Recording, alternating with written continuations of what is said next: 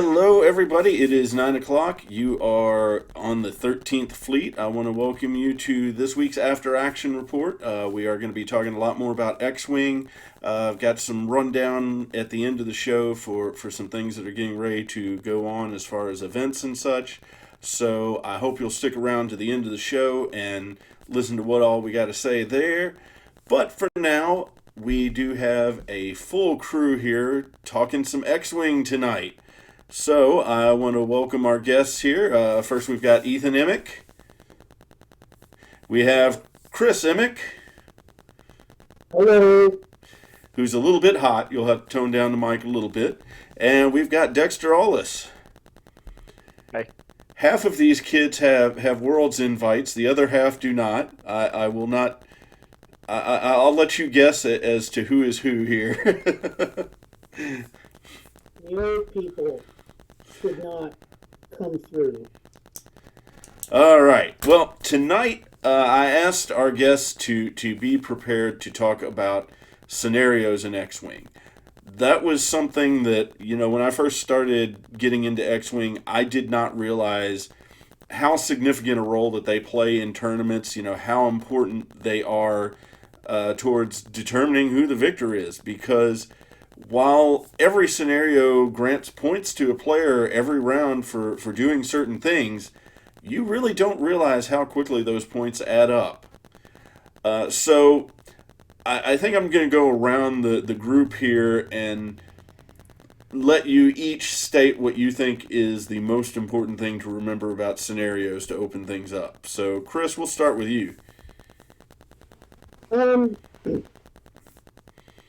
You start with the basic understanding of the rules of the scenario, but really the most important thing that I think of is understanding your turn zero placement and decision making in order to not put yourself behind automatically.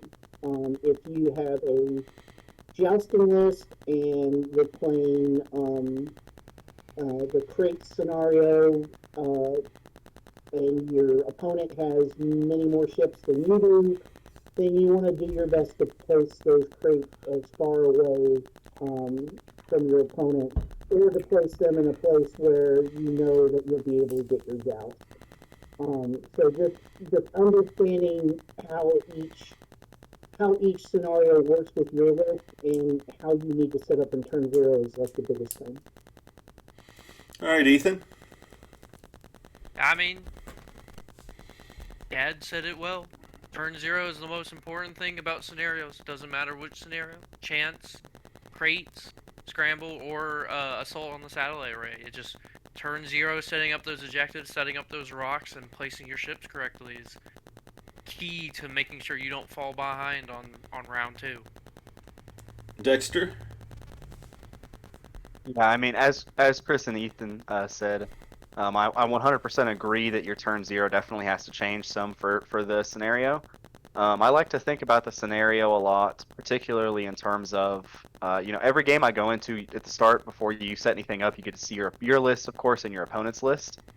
And I like to think of how am I going to get ahead of my opponent in points and stay ahead of them.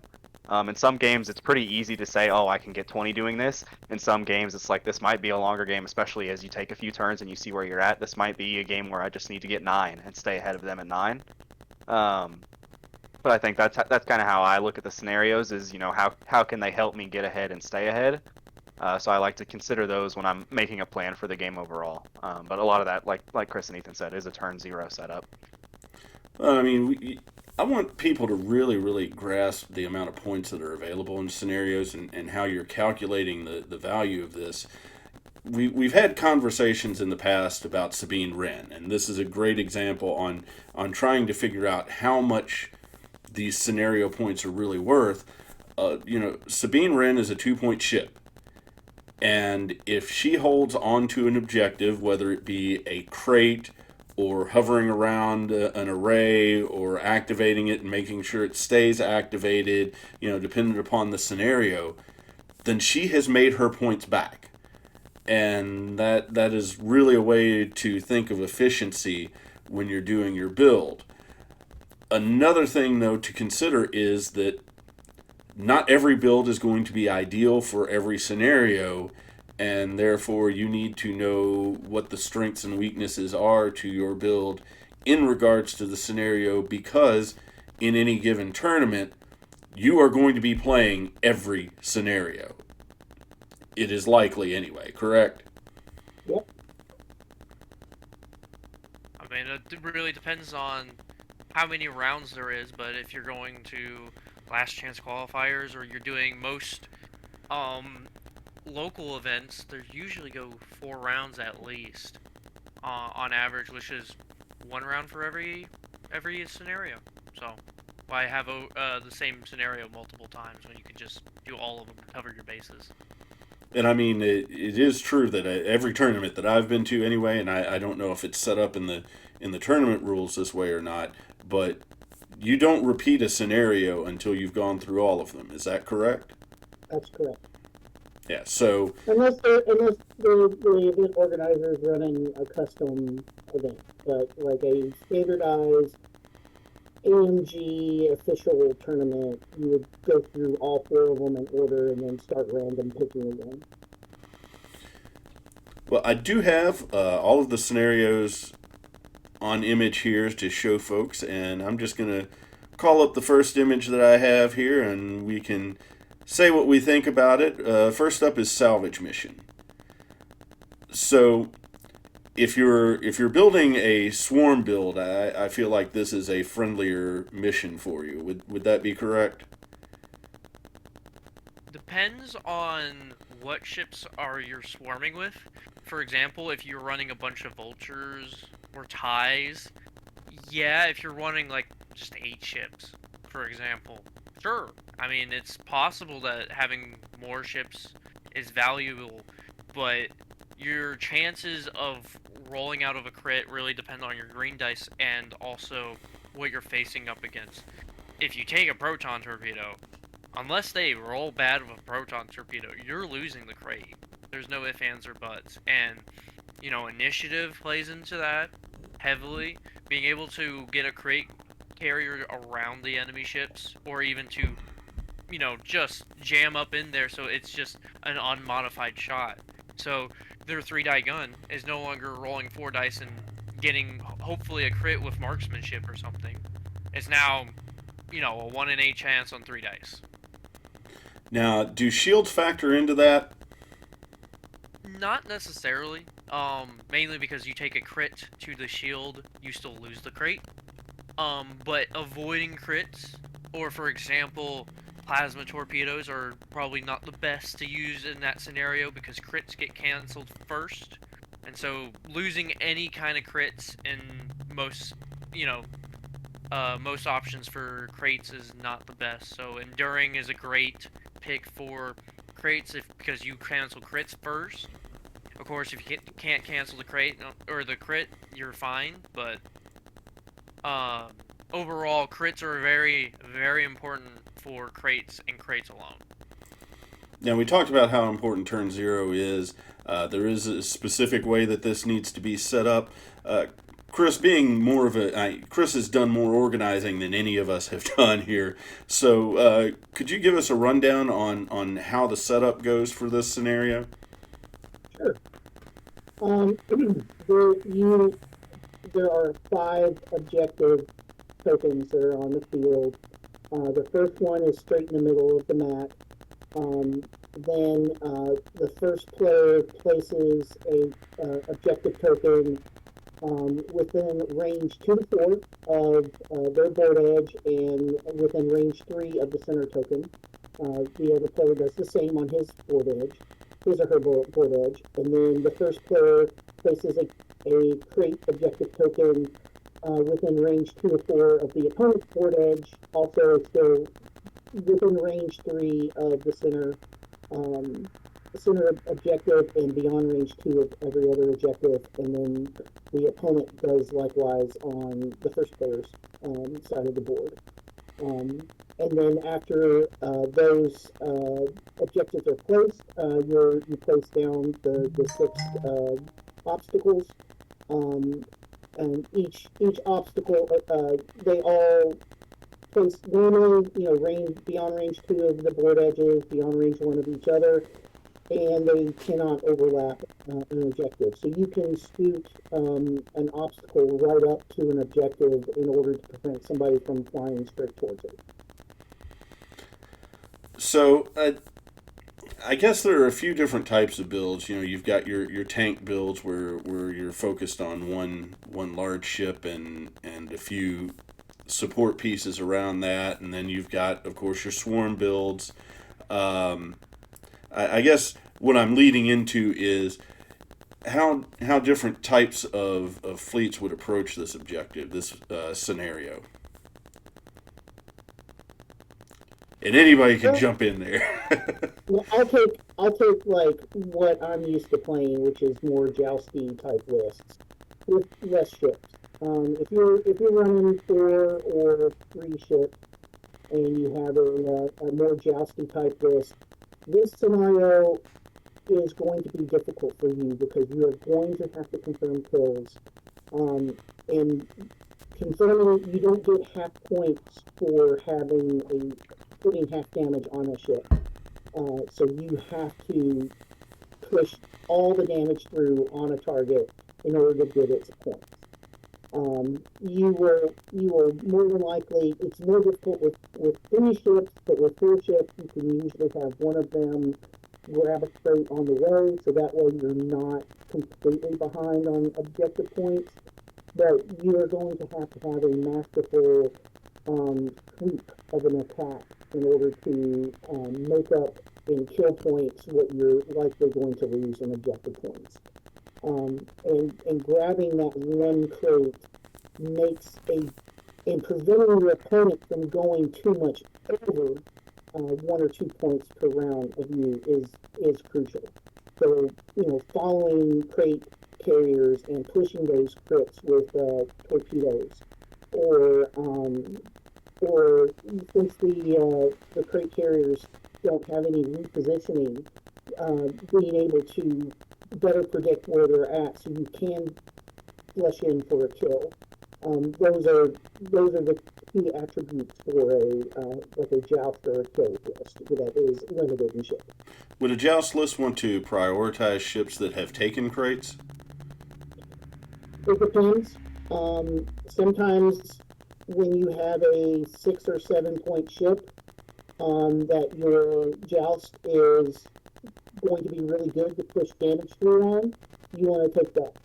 And maybe just chase the crates after confirming that 7. But it depends on your opponent's list, and it depends on placement as well. If you've got a bad placement, where your opponent's likely going to pick up 3 crates, then you're probably going to, or 3 or more crates, you're likely going to want to prioritize more on popping crates off of them and then trying to confirm kills later. So what kind of list do you like to fly there, Ethan? For crates, usually high agility stuff. As much as most people don't like picking up crates with high agility, 3 agility makes it so much easier to just luck out of it. For example, Lore is a great example of why everyone has been picking her, or, a named TIE fighter of some sort, because you don't pick up the crate, you can kind of dance around them, and then pick up the crate once you're in the rear, or 2, you just pick up the crate and then you're untouchable because you have enough speed and your action is now just going to be evading. And so 3 agility with 1 evade sitting is nearly impossible to punch through unless you're just really unlucky and, you have multiple shots going into that ship. But most of the time you'll run into one other ship, and then as long as you arc dodge it, you're good. And there's a bunch of ships that can just get around slower ships, such as like arcs or decimators or falcons. So what's your approach there, Dexter? Yeah, so I tend to run a list with. I've been playing Empire. That's probably what I'll end up moving forward with the three bombers, and then Merrick and Gideon in the fighter, and Laurier in the interceptor. And I think, like I said, I always try to plan whatever scenario it is. How am I going to get more points than the opponent and stay ahead? So with a list similar to mine, or even if you had, more ships in a swarm, or just 6 individual ships that could fly separately, a big thing to understand is if you are flying an opponent that has these big ships, if they're not fast, that's usually my goal. If they're not fast, like I played, for example, someone in Lexington, Donald, flies the double Desi list, and we played salvage. We just roll every time we played it to get practice on all of them. And I didn't kill either of his decimators. I didn't even try. I was able to pick up 2 or 3 crates. I killed his 2 support bombers, and just run away, and he could never catch me because, based on the setup with the obstacles and the placement of the crates, my ships are so much faster than his and can turn so much faster than his that he was unable to consider that. So if I'm playing someone that has slower ships or fewer ships, and I'm able to kind of corral them away from Laurier that I want, Gideon, if he doesn't have a good shot, he's going to pick up a crate. Merrick sometimes will pick up one, and even, like, honestly, if the bombers don't have a good shot, because they're in a 3-man block, sometimes the outermost bomber might not get a good shot, especially on turn 2. I'm not going to barrel roll most of the time with the bombers. I'll pick it up instead of focusing if I know that I'm not going to be in range. And so by doing that, excuse me, if I know my opponent has those slower ships, that's what I look for. If they do have faster ships, then you kind of have to adjust and assume that they're going to try and do the same thing. But I think if you do have a ship superiority in this one, planning out how you're going to avoid their ships can very much win you this. You don't need to fight in this one at all. And that's not a typical strategy for most, especially newer players. They're really wanting to get into the thick of it, and so, the idea of running away is not necessarily something that they had planned on doing when they sat down to play. Yeah, and the trick is running some away, but also getting that one kill in order to keep you way up in points, because you can grab 3 crates, but a good opponent is going to do their best to knock off one of them. More than likely, with a proton torpedo or something, you're going to lose 1 or 2. So if you are running 6 ships and trying to run, to dominate the crates, you want to grab your 3 and have them be chased while your other 3 ships come in to clean, and then leaving yourself time to go pick up the 4th crate at near the end of the round. Okay. And yeah, this scenario in particular promotes that runaway play style. But at least with the rule changes that they've implemented in the last update, where your ships can't reposition, they can't slam, they are going to be targets, and you have to do a good enough job of being a target. You can't just run. You have to still outfly your opponent to keep from losing those points and losing ship points. Okay. Well, next up we got Scramble the Transmissions. We started with Chris last time. We'll start with Dexter this time. For Scramble, especially with the 6 ship list that I run, and considering my opponent, one thing I think that this one, you always have to pay attention to initiative for moving, for shooting, and things like that. But I think, and similar, I guess this applies to salvage as well, is considering how the initiative will play out in activating and working with those objectives. I've had the issue that you run into with those cheap pilots, Sabine, Laurier, I've run, the generic tie for 2 points, is that they're all low initiative. So if you end up flying someone that has Vader or a Desi with, I think, the Dauntless upgrade or anything where they can commit an action and then still have the offensive capabilities that you look for, you run into, hey, I used my only action with Laurier to swap this, or maybe I used it and then I used the thrusters to boost or barrel roll for red.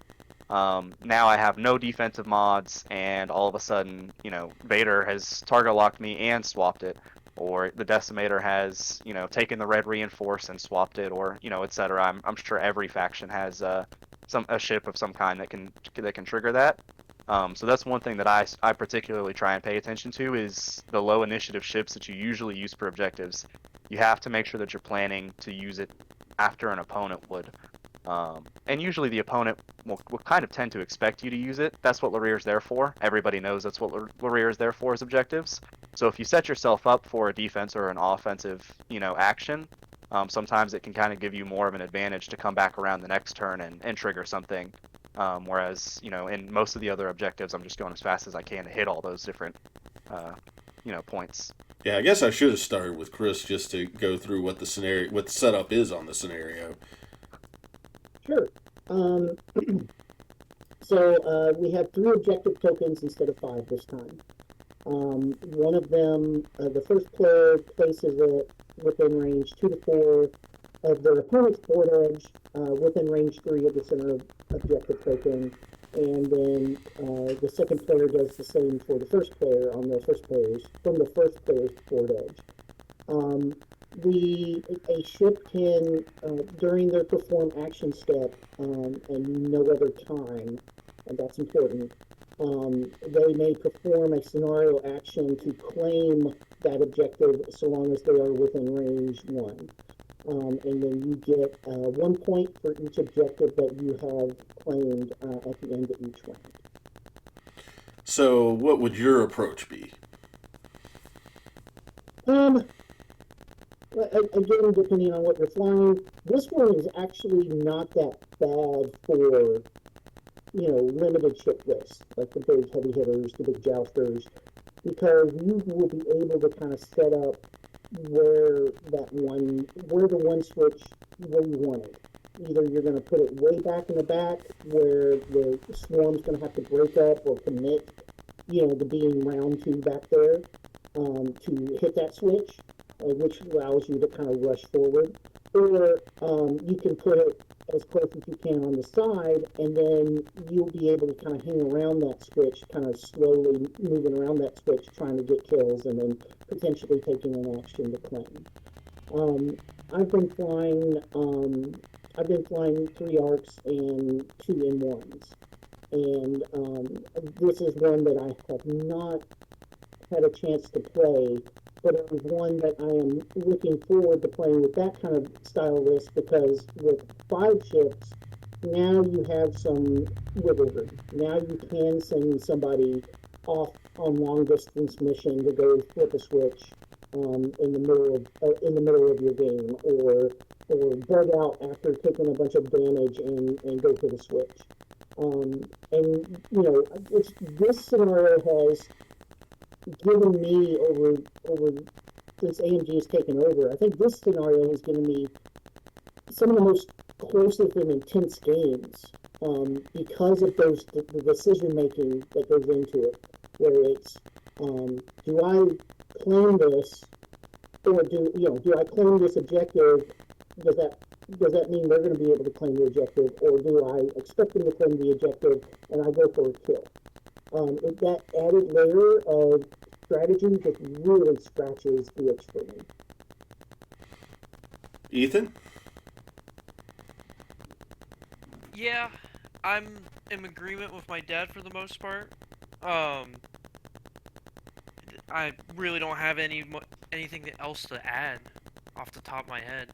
Covered it all. I mean, it sounded like at one point that you would be using those objectives as kind of like bait for your opponent to come into where you want them to be. Yeah, it really just depends on initiative more than anything else. Because sometimes you can trick them into getting their lower initiatives to come in, and then you just have a higher initiative snag. And from that point on, you're just kind of playing cat and mouse of, well, what, do I want my lower initiative snag, or do I want my higher initiatives to snag, and, go back and forth on which ones you want actually punching. So it sounds like in this particular scenario, initiative is a bigger deal than just about any other scenario. Yeah, I agree.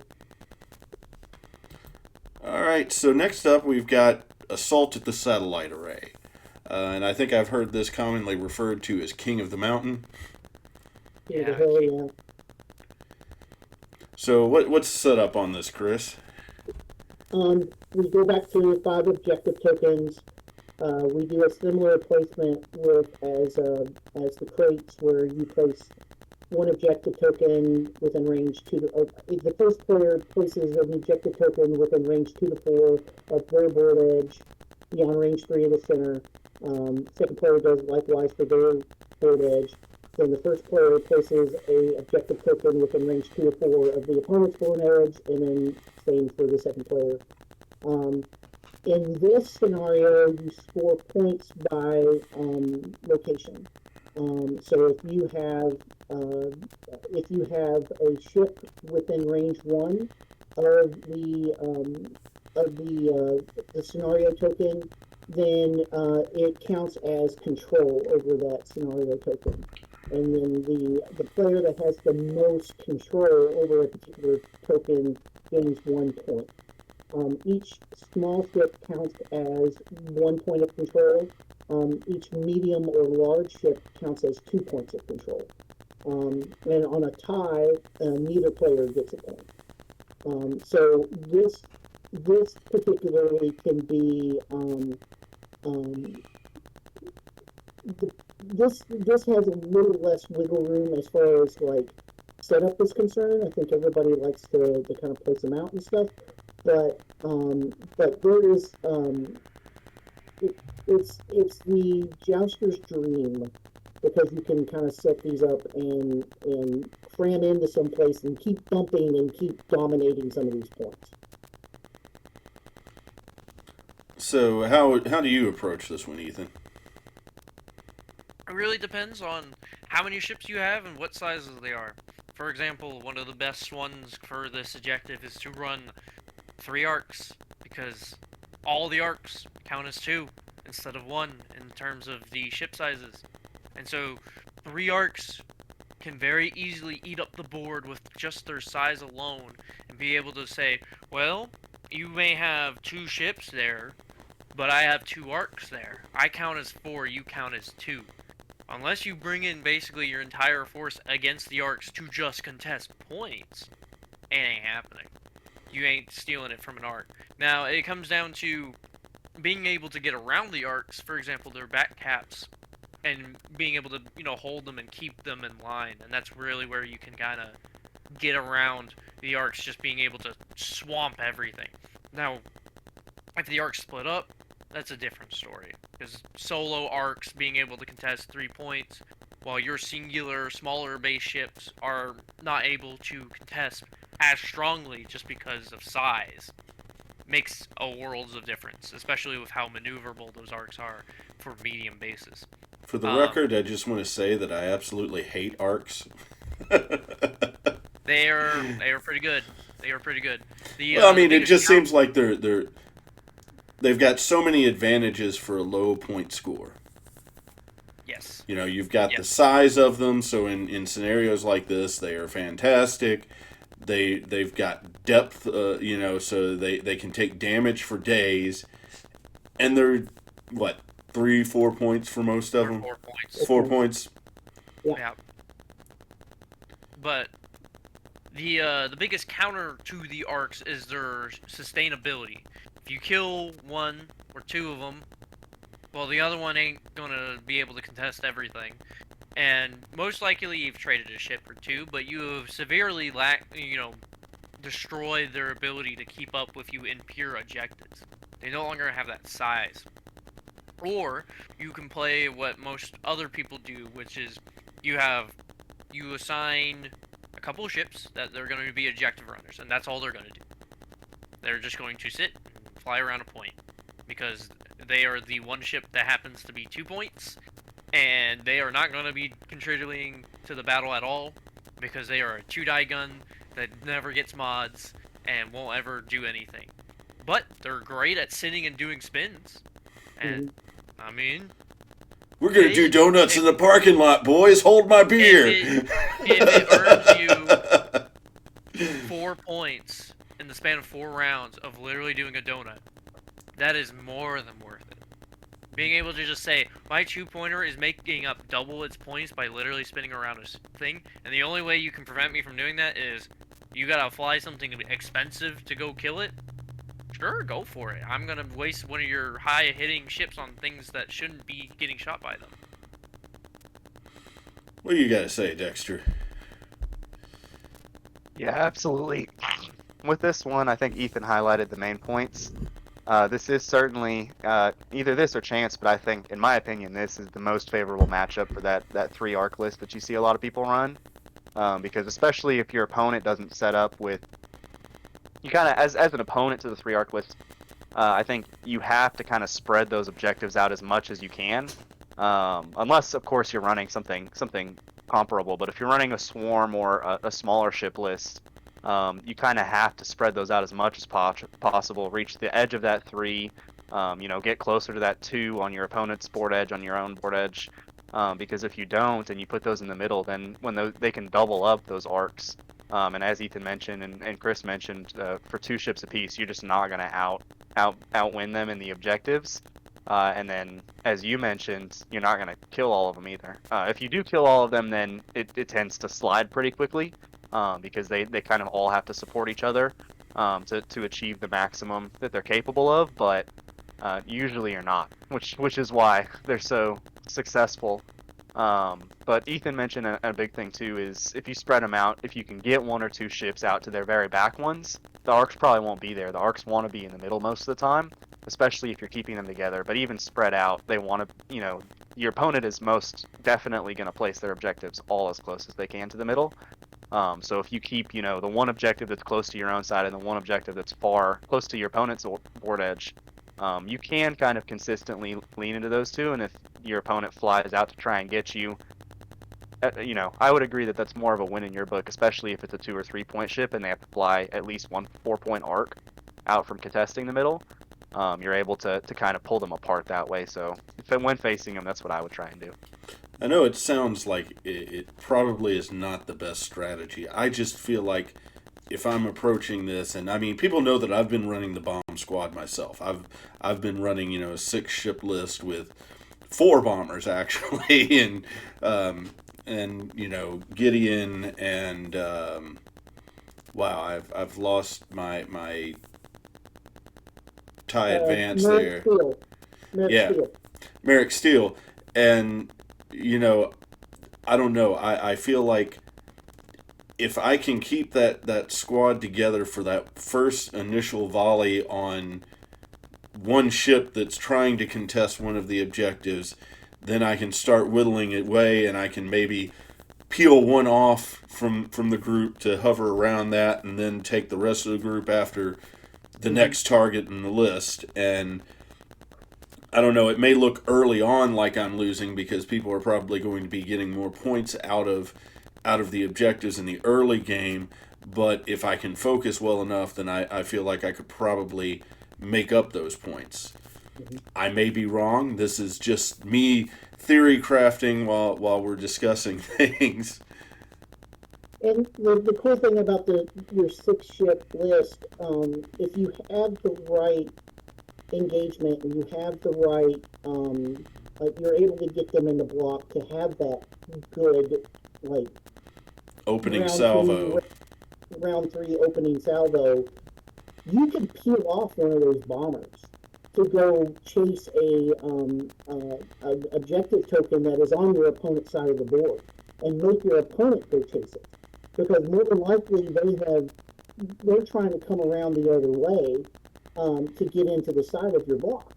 So being able to split up off of that initial engagement can be a winning strategy for that. And I mean, with my group, the idea of peeling off Deathfire, yeah, sure, go ahead, blow them up, and I'll get to shoot you again. Provided you don't land him on a gas cloud. Yeah, or rocks, like I'm wont to do, because because I am a crappy pilot. I'm getting better at it, okay? That quick was from your buddy who can't not put Sabine on a rock. So. And now we look at everybody's favorite, the scenario that they probably played the very first time they played the game, chance engagement. What's that all about, Chris? Sorry. Chance engagement. D. Remember 2.0?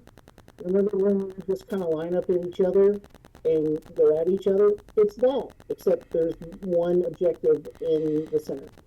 And after round two, so long as you have a ship within range 2 of that center objective, you gain an objective point.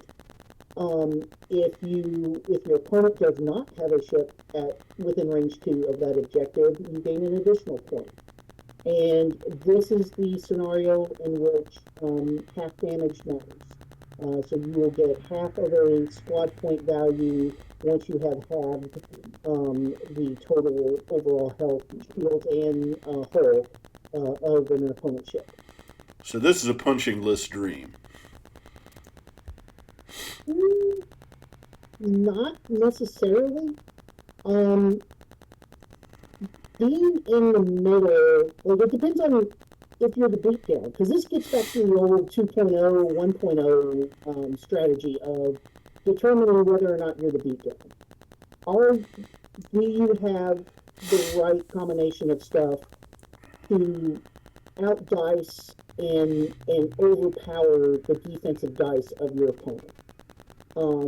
If that's not the case, then you're the beatdown, you're the target, in which even though you may be a jousting list, you better not joust. You better not joust necessarily up the middle. You're going to have to cat and mouse a little bit with a list that isn't really designed to do that. So, Ethan, do you think there's any subtlety to this particular scenario? There is. You still have to think about the middle. That is the main thing.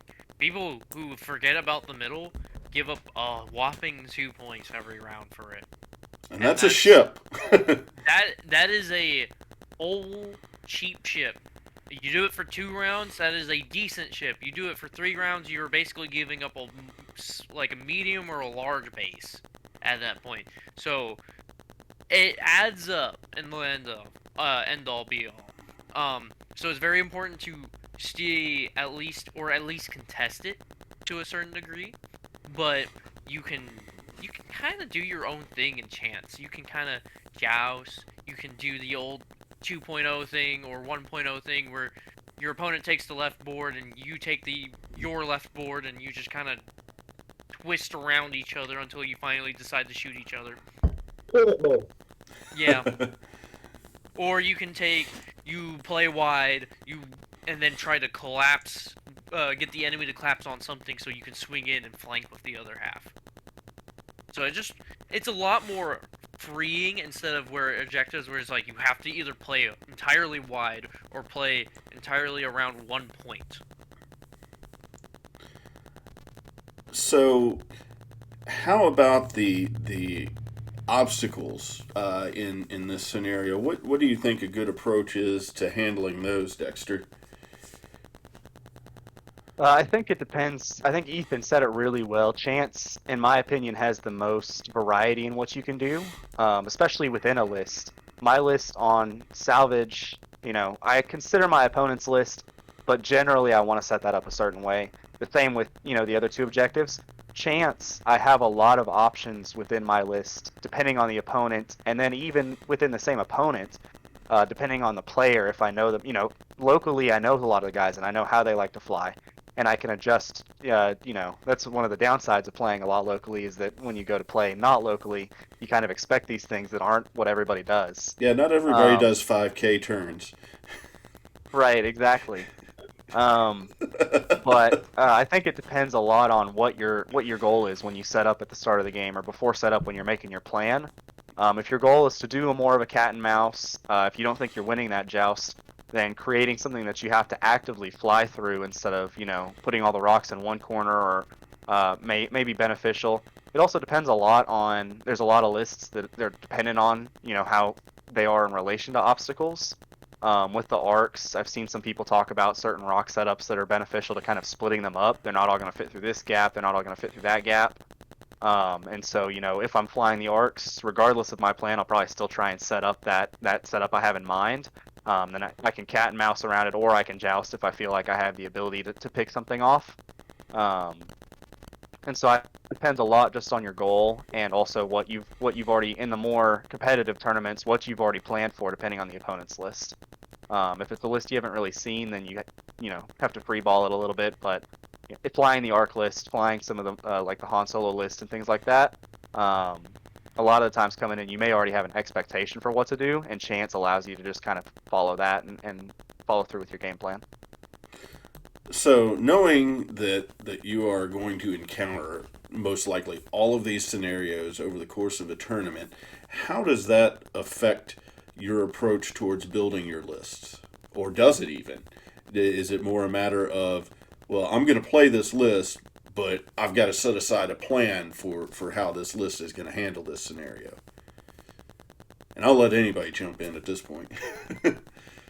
So, list building goes a long way when it comes to objectives, because you can either build your list around what ships you like, what ships you think are good, or you build it around objectives, right? So you can entirely build a list that will not do any damage. You can. It means you're going to be really good at objectives, but it means you're probably not going to kill anything. I don't think I've ever seen a list like that. No, because it usually doesn't work. You want a good mix of everything. That's the main thing when it comes to a competitively viable list. Is you want a thing that can punch hard, but enough fluff that you can actually contest objectives. The reason why Han is not doing so hot in tournaments right now, and we're not seeing him as much as anymore, is people realize 4 ships can be very easily killed if they are focused. You can kill Wedge if he's alone, you can kill Luke if he's alone. If they're all grouped together, it's a lot harder, but you can still initially pick off something, or they're all grouped together. Go play objectives, they're not going to be over by all the objectives, right? So that's why Han is now usually running with 5 ships. Yeah, it's not going to be super offensive, but now they're more objective focused, and Han and Luke are still good enough to carry enough of the damage that the smaller things can get lucky enough to kill something. And same thing with the bombers. The bombers are insanely efficient right now, but they also do a good job of being able to play a little bit wide enough that you can play objectives with them, which is why they are incredibly good right now. Same thing with the arcs. The arcs have insane objective cover, as we already said, but they also provide a punch that you can't usually get from most other factions for a medium base. And each faction, for the most part, except for the exception of Scum and CIS, really have those ships that are like, you need to pick these if you want to have a good objective runner or a good mix of everything. For example, you got the X-Wings for both Resistance and the Rebels. Empire's got plenty of TIE bombers right now, and also just TIE fighters and interceptors right now that are good enough to do both. CIS has a mix of vultures and other things that can do stuff, and it's really just comes down to a flow of what you want to do and how well they mix in with objectives and the combat flow. Well, I think that pretty well covers everything on objectives. I mean, I'm sure that there's more information that could be put out there, and maybe at a later date we'll come back and touch on that. But I do want to touch on some other things that we have going on. First off, I want to give Chris a chance to talk about a tournament that's coming up on the 20th, I believe. I don't know. That's the chaotic good one. Yeah. What is this Saturday, the 12th? So No, this Saturday is going to be the 13th, which Okay. Yeah, I so will. the 20th. Yeah, I will be at Miso's, but I'll get into that later. That's an Armada bit there. Yeah, cool. So January 20th, Chaotic Good Coffee, Comics, and Games in Lexington, Kentucky. We're running a kind of World's Prep Try Hard tournament. We What you would expect at Worlds is what you should be playing in this tournament. Entry is, I believe, $15, and we will have gift certificates for top two and and some other prizes as well. Definitely, I think as long as we don't crack 32 players, we will. I don't think that we will. It should be 4 rounds of Swiss, and a potential for a top two cut after that. It just depends on how many players that we'll have. We start at 10 o'clock a.m. Eastern Standard Time. Everybody's welcome to come and show us Lexington people that we're really terrible at flying. Yeah, unfortunately, I won't be able to show how bad I am at flying because I will be in Columbus that weekend for OhioCon. But I will be thinking of you guys. I am also trying to think if there is going to be a way that I can get things set up to have somebody else set up a stream, but I don't think I'm going to be able to because I think I'm going to need the laptop at OhioCon. So Okay. probably will not have a stream of that event, sadly. But for those of you who are in the area, for those of you who are willing to travel a little bit, I can tell you Chaotic Good is a really, really great place to play. You see it every week on the Tuesday Night X-Wing. There is, in fact, want to remind you we have Tuesday Night X-Wing that was laid out this past week where Chris and I went head-to-head, and it was a really good match. It was probably one of the closest matches that I have played. I did not fly as well as I had hoped to, but I was trying more to keep formation than avoid obstacles, and it shows. But even with that, the value of your list still came through. You were able to get some points with your bombers and in that formation. And it really came down to a couple of dice throws that changed Stupid it from bombs. me winning. From me, yeah, really, yeah. I think what Padme rolled 3 dice for 2 omelets and didn't take a hit, even though she was at 1. Yeah, So, that made me sad. That made me really, really sad. And I do want we are going to be doing Tuesday night X-Wing tomorrow night.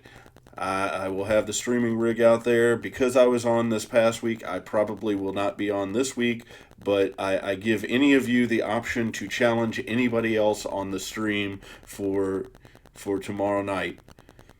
You hear it here first. Either of you want to challenge somebody? Ethan, I'll leave it up to you. I think you're. I need to fly against double Desies. I probably need to fly against Dawn eventually. Will Don be out that there? sounds like a fun game. We have never had double Desies on the stream. I have flown Desi plenty of times, but I have never done double Desi, so that might be interesting to see. We will see I want to die with all my X-Wings against double Desies. We will see if we can make that happen. I have got a few show notes that I've got to touch on with the rest of my viewers. Most of this stuff is going to be Armada stuff at this point. Do we know of any X-Wing tournaments that are coming up outside of the Chaotic Good event? There is the Indianapolis tournament that is this weekend Okay. that I'm aware of. I do not remember the game store off the top of my head, but I know there's one in Indianapolis this Saturday, and I believe it's a World's Invite, Mhm. if Okay. I'm correct. All right. I know Tawny is planning for a tournament sometime in early February in Elizabethtown, but I don't think he has announced date and time yet. But Okay. if you join Bluegrass Squadron's Discord server, we quickly update everybody on any regional tournaments, and you can find out about that. Well, hopefully I can get there for that one and have that streamed because it's been a little while since I've gotten to stream an X-wing tournament. But I really want to get that done again because people enjoy the tournament reports there. But Let's hope it's an extended tournament too. I want to bring double Star Fortress back out. But I definitely would love to have you guys back on the 22nd, I think it would be the Monday after the tournament, just to tell us all about the wonderful things that went down at the event. We'll see how it goes. But with that, I am going to go ahead and say goodnight to you guys, and we will catch up to you again, like I said, tomorrow night. Thanks, Chris. See you, Chris. Take care. So, that leads us to the end of the show here. We've got a few details that I want to lay out as far as what the upcoming schedule is. My schedule has been kind of crazy, so my work schedule is not allowing me to do the things that I want to do when I want to do them. That doesn't mean that we are not going to have things for you here, but I want to be clear as to what you can expect. It seems like my schedule seems to block out the Armada stuff more than it does the X-Wing stuff for the regular events, and that makes me sad, but sometimes it happens. So I hope you guys will bear with me, all of you Armada fans. The good news is that, okay, first off, let me go through what we've got for this week. This week we do have Tuesday Night X-Wing, tomorrow night, 6:30, so tune in, and we would love to have you watch the show then. Then on Thursday, unfortunately, I will not be doing Thursday Night Armada this week. Again, problem with the work schedule, so it just did not work out the way that I wanted it to. I was actually hoping to have some video from yesterday's practice session, but unfortunately I did not get that done either because I forgot my streaming rig and did not get the camera set up to be able to record what we were doing. But, again, Saturday, we are going to Miso's in Louisville, Kentucky. They are holding an Armada tournament, and I will have the stream set up for that. Well, maybe the stream. I've been heard some strange things about internet. If internet does not cooperate, I won't have the stream, but I will have the recording. So we will get those posted up as we can. Great news is that I'm going to be on vacation the following week, so I will have plenty of time to get that video together and get it up in short order. After that, the following week, of course, we'll have the After Action report on Monday. Tuesday, we will have X-Wing again. Once again, on Thursday, I will be in Columbus, Ohio for OhioCon. If any of you are fans of the stream and want to come see me, that's great. I'm not really a guest for that. But on the other hand, I always love to run into people. I'll be running a panel there in regards to my card game business venture, which some of you may not know about, some of you do. We can touch on that later. But that also means that no Thursday Night Armada. There will be...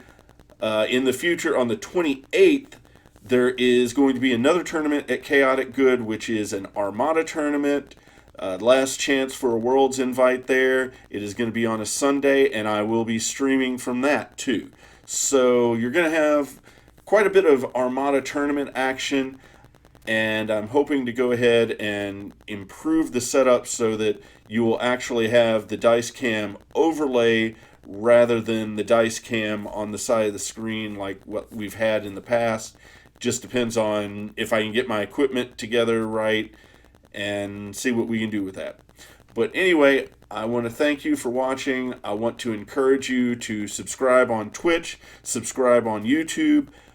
Go to Facebook. Look for the 13th Fleet on Facebook. You will find us there. You can go ahead and join the group there, and you'll find out first about when we're streaming, when we have videos posted to YouTube, and you can stay on top of all the information. We are looking at potentially starting a Patreon so that we can improve the equipment that we've got for everything. but I want to first make sure that I've got some prize support that I can give out and have something of value for folks that contribute to the Patreon. So I want to thank you guys for continuing to support the channel. I hope you will continue to do so, and I hope when we get things set up for Patreon that you will help us expand and grow into a bigger channel than what we are now. Thank you again for watching. I hope you guys have a great night.